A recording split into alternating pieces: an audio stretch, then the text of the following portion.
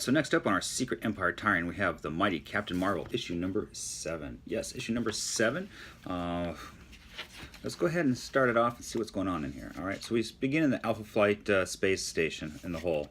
And if you remember from the last issue, Carol, she was knocked out by a Chitauri. Alright, and all the kids around there looking at her like, oh my gosh, is she dead? What's going on?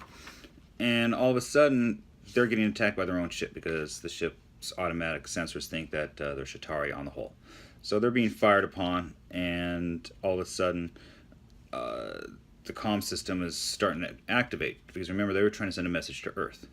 Well, next panel we see that one of the kids get hit, and they're all scrambling and flailing around and having problems with everything that's going on. And all of a sudden we hear on the comm, Carol, if you hear this, I need to know you're okay. Do you hear me? Carol, talk to me. Well, it's Wendy. Wendy's trying to get through to Carol from Earth. And this kind of snaps Carol awake a little bit. And we go back to the kids, you know, they're falling off the ship, they're being attacked, they're in trouble, and things aren't looking good. When all of a sudden, Carol shows up, yes! Let the adults handle this, and she swoops in and saves the kids and saves the day, right? Well, they get back into the station, and of course, you know, Carol's like, hey, you know, you guys broke so many protocols, you know, I can't believe what you were doing out there. And they explain they were trying to put a signal out to Earth. And later on the bridge, you know, Carol's looking at stuff like, hey, I heard what the kids did, even though they broke the protocols, they took the initiative, and obviously a signal went to Earth before, you know, it went down, because I heard Wendy, and let's try to figure out how to fix this. But unfortunately, they have problems fixing it, because their drone that was doing it got destroyed. And so Carol's like, okay, we're got to get on the offensive here. Let's scramble everybody over to Hangar 7, and let's do something here. And, you know, get over here with Hyperion, and they're over there, you know, looking at her, and, you know, talking about how, you know, what they can do to help and get things going.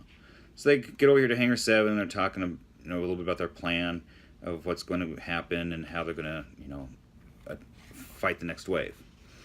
And everybody agrees, yes sir, yes, we're going to do it, you know, and, you know, the kids are like, whoa, this is pretty cool stuff. You know, then back on the station in Harper's lab, she figures something out about the frequencies. She thinks she may have a clue on how to get through the shield. And from there, we get back into space. You know, the teams are all getting set up. The Chitauri's coming through.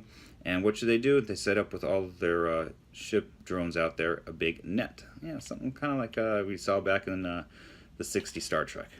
Okay. So here they come, and wow, look at that big old net they wrapped around the Chitauri. They're fighting them in this nice big 2-page layout here, and they're doing well. And as you can see, the next page, they are doing really well. In fact, Star-Lord and the Guardians of the Galaxy, they show up and start helping out, and they're winning. And they get back on the station, they're celebrating their victory and everything, and you know, they decide put their plan into action on trying to break through the shield barrier with the frequency issues that they've located, right? And when all of a sudden they realize their generators are like on its last little leg, you know, things aren't going so good. When Groot and Rocket notice there's a bunch of blips coming up on the screen, and they see all these blips and everything that's going on, like, oh no, it's gonna be a long night. We got another wave coming in, and there is no time to prepare, and there's no backup coming.